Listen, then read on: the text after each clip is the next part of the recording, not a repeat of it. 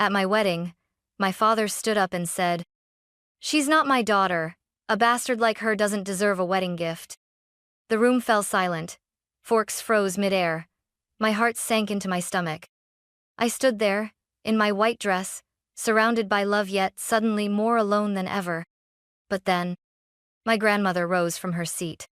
She didn't shout. She didn't scold. She simply walked across the aisle with slow, steady steps and handed my father a sealed envelope. He hesitated, opened it. "Read the first line," and collapsed. Just like that. His face drained of color, his heart gave out. People screamed. Someone called 911. But I just stood there. Because in that moment, I understood something. Truth doesn't scream. It arrives quiet, unshakable, and changes everything.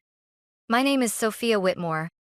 This is the story of how I lost a father and found everything else.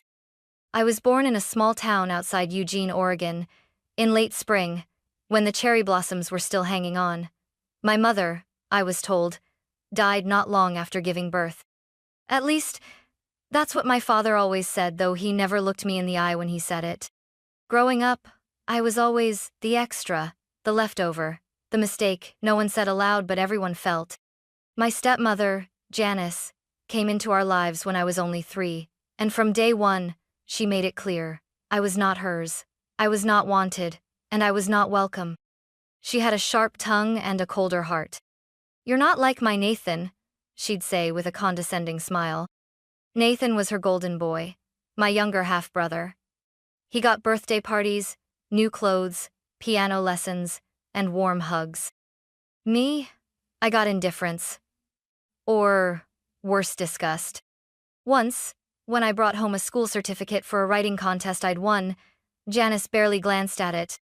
"That's nice," she muttered, tossing it onto the counter like junk mail. My father didn't even ask what it was. He was always tired, always distant. Some days, I wondered if he resented me for surviving. By the time I was 10, I had learned 3 rules. Don't ask questions. Don't expect kindness. Don't ever believe you matter. At school, I tried to disappear. I sat in the back of classrooms, never raised my hand, never brought attention to myself. My teachers liked me. I was quiet. I worked hard. But I never invited anyone over. I couldn't.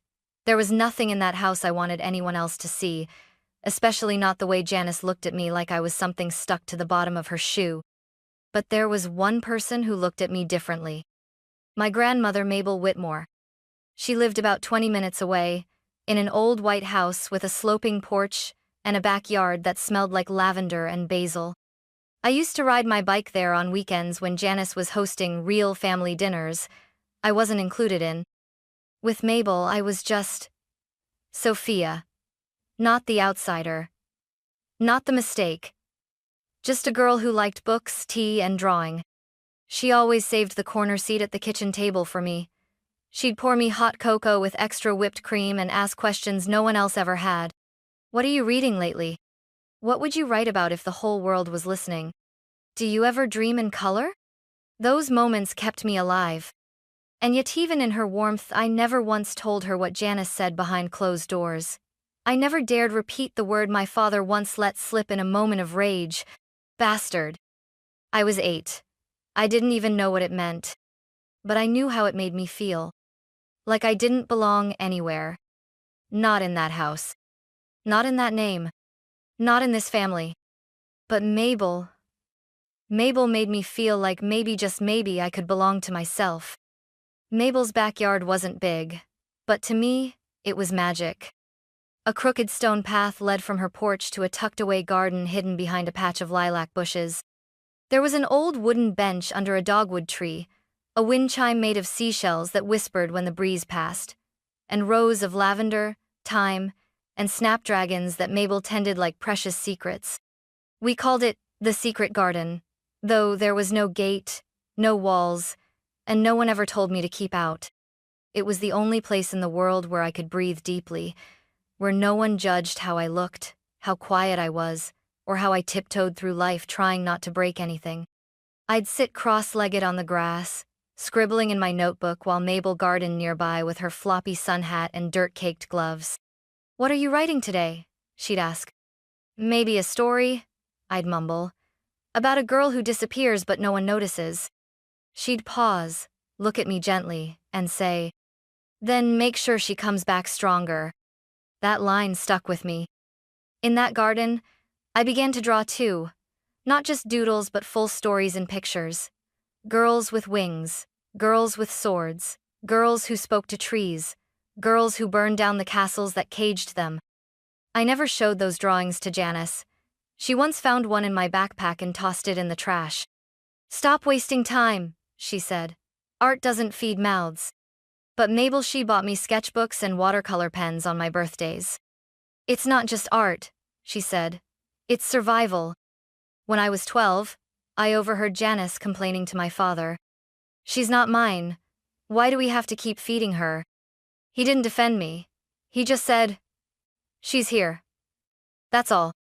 That night, I biked to Mabel's, heart pounding, eyes wet. She didn't ask questions, just handed me a blanket, set a mug of tea in my hands, and walked me to the garden. "Sweetheart," she said softly, "one day, you'll bloom in a place they can't touch. You hear me?" I nodded, trying not to cry. She smiled. "Good. Because I see the roots, and they're strong." I don't know when it became clear to me that Mabel was more mother than anyone else ever had been, but it was around then, in those quiet evenings where words weren't needed, where she hummed while watering her plants, and I curled up with a book under the dogwood tree. The secret garden became my quiet rebellion. It was where I dared to imagine a world where I wasn't disposable, where I wasn't a burden, where I wasn't a bastard. It was where Sophia, the real Sophia, began to grow. And though I didn't know it yet, that garden would be the very place I'd return to one last time before everything changed. By the time I turned 16, I had learned how to live invisibly. I earned straight A's. I volunteered. I washed the dishes without being asked. I made sure my name never showed up on any complaint. I was the perfect non-problem in a household that only ever celebrated Nathan. He got a car when he turned 16. I got a pat on the back for folding the laundry right. When he failed a math test, Janice blamed the teacher. When I aced mine, she said, "Don't get cocky." I remember one night, sitting at the dinner table, Nathan excitedly announced he wanted to apply to an expensive summer program for coding. Janice and my father beamed. "That's our boy," Dad said proudly. "Future genius." Then I said quietly, "I got accepted to a writing residency in Portland. They're offering a full scholarship." The silence was louder than any slap. Janice blinked. Who even reads anymore? I stopped talking after that. But in the privacy of my bedroom, under the glow of my desk lamp, I began to write letters. To my mother, "Dear Mom, I don't know if you would have liked tea or coffee. I don't know if you danced when you cleaned, or if you liked silence. But I miss you. Even if I never really knew you. I think I just miss the idea that someone might have once chosen me. Love, Sophia." I wrote dozens of letters over the years. I hid them under my mattress, like secrets I wasn't brave enough to speak. Sometimes I'd bring them to Mabel's, tuck them beneath the lavender bush in the garden, as if the earth might carry them to wherever my mother rested. Once, I tried asking my father directly. It was late. He'd just gotten home from work.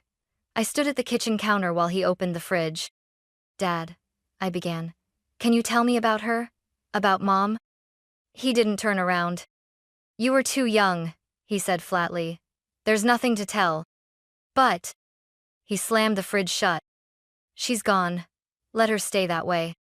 That night, I biked to Mabel's again.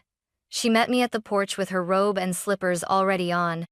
"I tried asking about her," I said, my voice shaking. Mabel looked at me for a long moment, then placed a wrinkled envelope in my hand. It was sealed.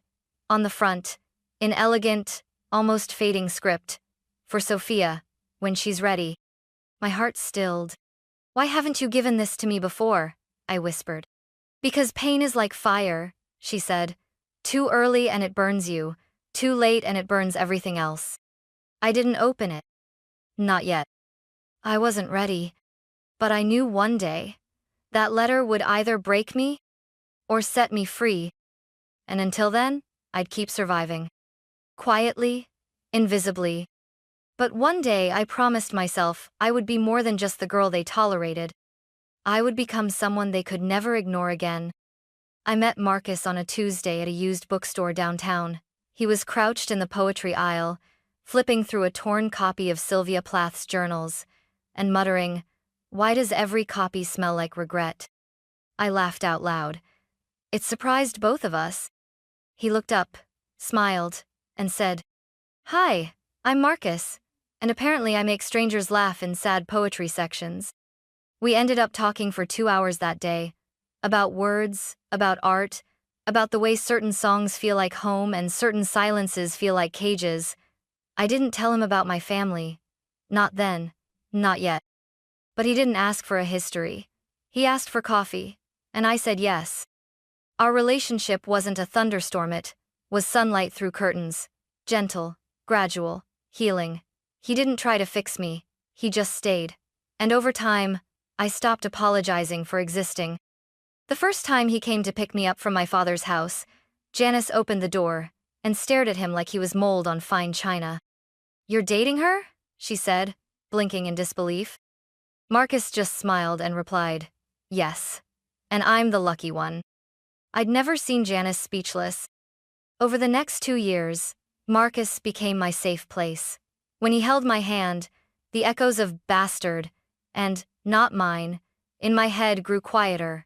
When he looked at me, I felt like maybe I was enough. Not because of who I was trying to be, but because of who I already was.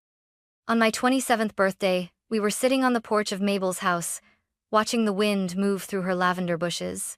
He reached into his pocket, pulled out a small, square box, and said, "I know where you come from hurts, but I also know who you are, and I want to build something new with you.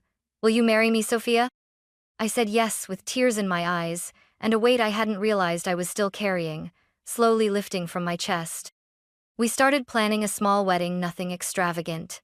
Just close friends, a riverside ceremony, and the people who mattered. Mabel, of course, would walk me down the aisle. She was the only one who ever truly raised me. But as the invitations were being finalized, Marcus gently asked the question I'd been dreading. "Will you invite your parents?" I flinched. "They're not really my parents." He nodded, thought for a moment. "Then do it for you, so you can stand there on that day, knowing you owed them nothing but still rose above everything." His words stayed with me. A week later, I dropped off 2 envelopes at the house on Pine Street, one addressed to Edmund Whitmore and one to Janice. I didn't expect them to come, but part of me feared they would. And a deeper partone I never said out loud feared what they might do if they did. The morning of my wedding was quiet. Golden light filtered through my apartment window as Mabel helped me into my dress. It was simply Ivory satin, long sleeves, a delicate row of buttons down the back. I didn't want glamour.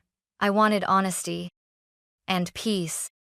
"You look like your mother," Mabel whispered, smoothing my veil. I swallowed.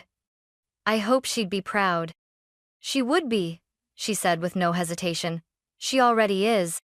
The venue was a small riverside restaurant, tucked between rows of oak trees. Wildflowers lined the aisle. A friend played piano softly as guests arrived. Marcus stood at the altar in a navy blue suit, eyes searching for me the moment I stepped into view.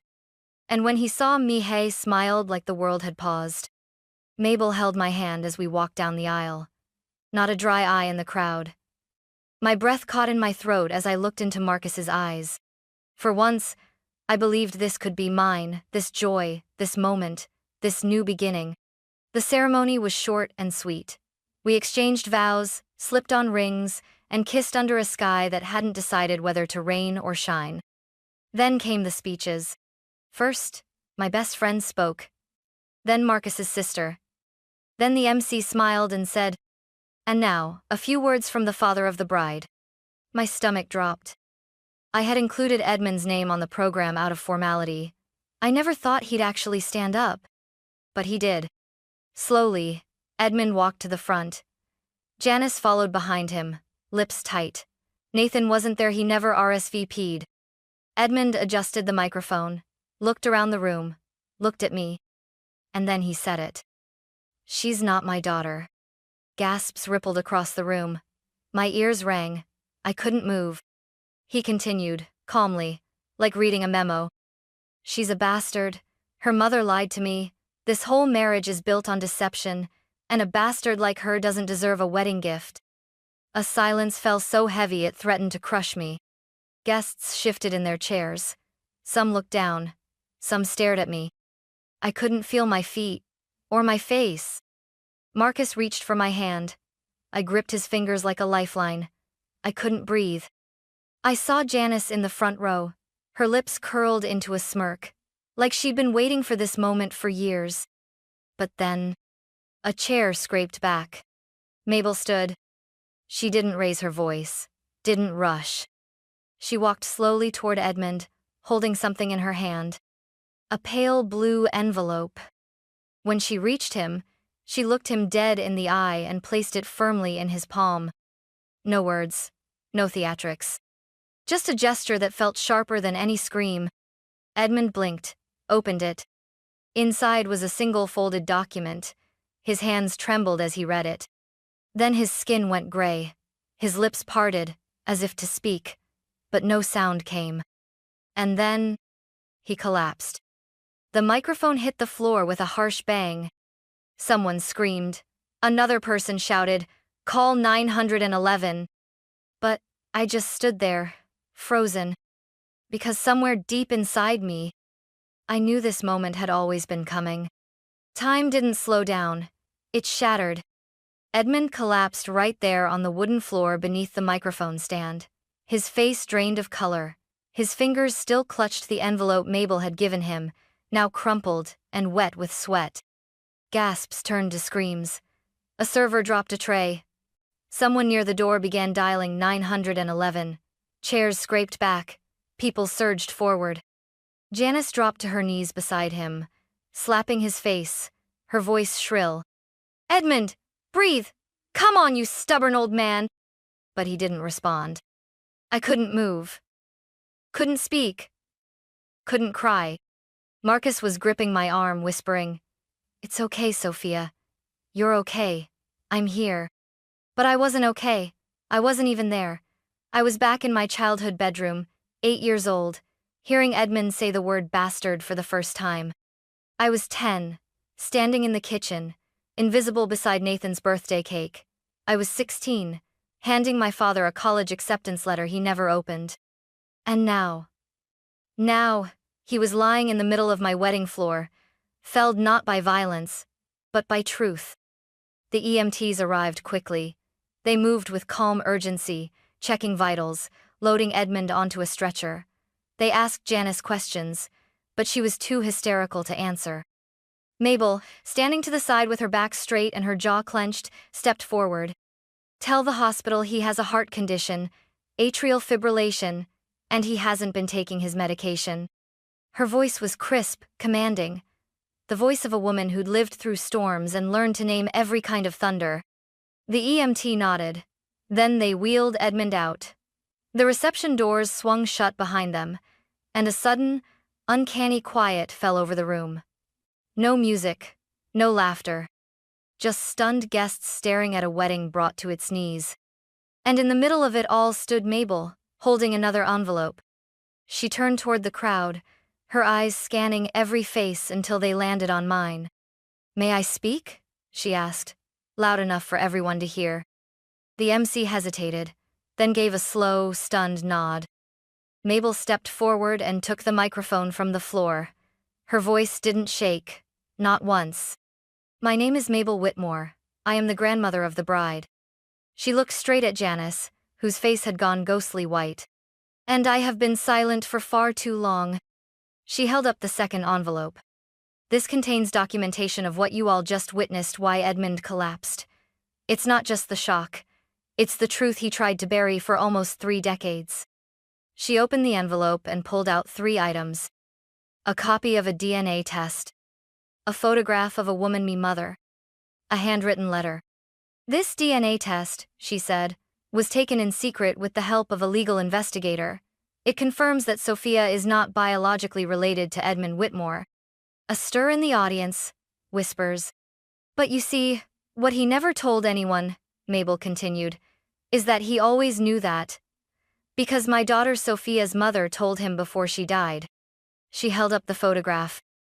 This is Rosemary Whitmore, my daughter, Sophia's mother. She was kind, artistic, fragile. She was forced into a loveless marriage with Edmund after she became pregnant with Sophia by the man she loved, a man Edmund considered beneath her. I felt the air leave my lungs. I didn't know this. Not all of it. Mabel opened the letter. This is Rosemary's letter to Sophia, written days before she passed. I've kept it all these years. I thought protecting her meant silence. I was wrong. She began to read. My dearest Sophia, if you're reading this, it means you've grown into the woman I knew you would be. I'm sorry I couldn't stay to see it. You were never a mistake. You were born from love, real, deep, fierce love.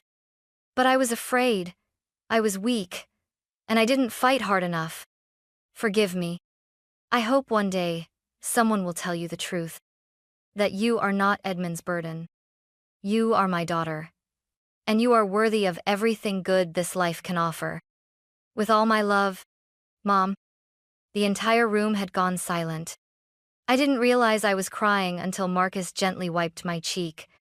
Mabel lowered the letter and said, her voice breaking now, I failed my daughter once.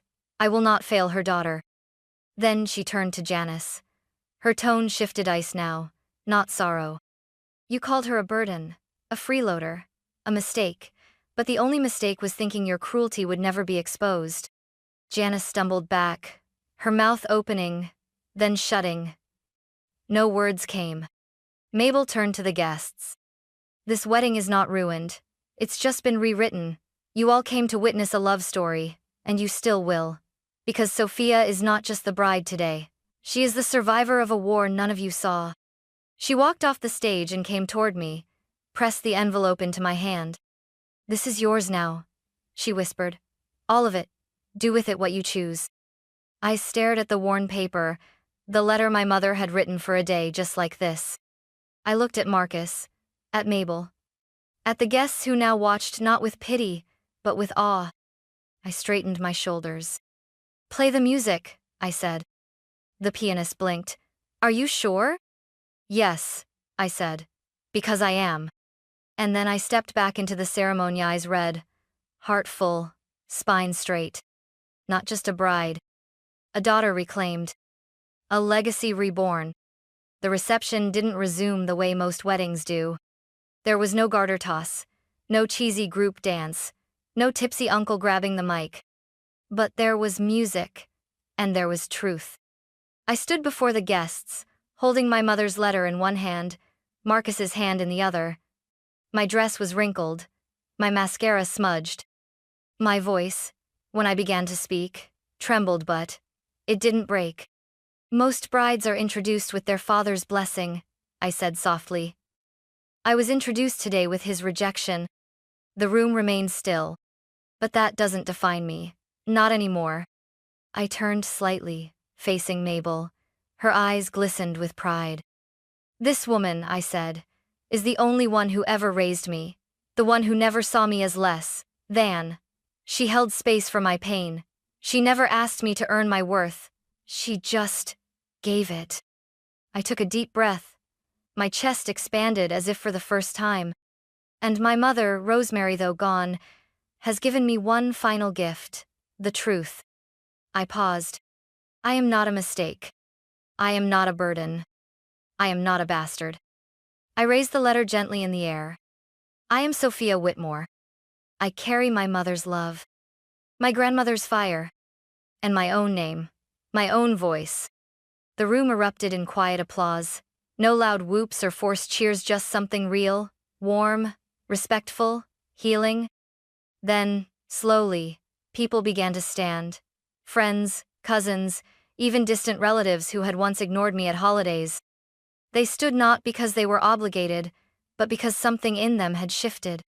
I walked to Marcus, still holding the letter. He didn't ask if I was okay. He just kissed my forehead, held my waist, and whispered, "You're home now." And I was. Later, as the sun dipped low over the river, we cut a modest cackle-lemon and raspberry, Mabel's favorite. There was no bouquet toss. Just dancing under string lights, arms around friends, whispers of, "You were so brave," and, "Your mother would be proud." Janice didn't return. She had left during the chaos, and I didn't care where she'd gone. For the first time in my life, I felt nothing toward her. No need to explain myself. No need to hurt her back. Just freedom. Edmund remained at the hospital. We received no updates, no texts, no apologies. And I didn't need any. His silence had already spoken loud enough for a lifetime. Later that night, as the last guests drifted home, Mabel handed me a small velvet box. Inside was a ring. Not an engagement ring, but a delicate band with an amethyst stone. "It was your mother's," she said. "She wanted you to wear it when you found your place." I slipped it on beside my wedding band.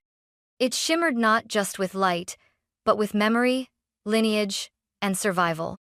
And as I stood there, hand in hand with Marcus, Mabel beside us, laughter rising from the garden, I knew I hadn't just reclaimed a name. I had rewritten its meaning. We didn't go on a honeymoon right away. Instead, we went home to the one that mattered. Mabel stayed with us for a week after the wedding. We turned the guest room into her own sanctuary. Soft blankets, her favorite books, the old quilt she kept folded at the edge of her farm bed. Marcus even built her a small shelf for dried lavender and jam jars. One morning, I woke up early and found her sitting on the balcony with a cup of tea. She was humming to herself, watching the wind move through the trees. "This reminds me of the old garden," she said without turning. I smiled. I was thinking the same. So we planted one. A modest patch in the backyard. Marcus built the raised beds. I chose the soil. Mabel picked the seeds. Lavender, of course. Snapdragons. A row of thyme. A young dogwood sapling in the center. We called it the second garden. Every evening, we'd sit there, just the three of us, watching the light change, the petals open, and something else, something deeper, grow between us. It wasn't just flowers. It was memory. It was legacy. It was peace. One afternoon, while Marcus was grilling and Mabel was knitting beside me, I finally opened the rest of the letter from my mother. The last paragraph had been folded beneath the page, unread until that moment. "Sophia, I don't know the woman you'll become. But I hope she's gentle with herself. I hope she loves without apology. I hope she builds a life that makes her feel safe. And if she ever wonders where she comes from, tell her this. She comes from fire. And fire does not apologize for burning." I wept. Not because I was sad, but because, finally, I wasn't. Weeks passed. Then, months. Life became simple, full of grocery lists, shared recipes, long walks, and quiet weekends. News from Edmund came in pieces. He survived the heart attack but never fully recovered. His speech remained slurred. His business collapsed. Janice left shortly after. Nathan resurfaced once, sent a text that said, "Sorry things got weird." I never replied. Closure didn't come with apologies. It came with no longer needing them. Mabel passed away quietly in her sleep a year later. I found her curled in her chair, a book still open on her lap, a photo of my mother tucked into the pages. We buried her under the dogwood tree in our garden. And every spring since, the lavender has bloomed brighter. Marcus and I kept living, loving, building. Sometimes, I still think of the girl I used to be, the one who sat alone in a secret garden, wishing someone would choose her. And I wish I could reach back, take her hand, and whisper, "Just wait. One day, you'll bloom in a place they can't touch." And she'll believe me. Because I'm living it now. This is my garden. and it's finally mine.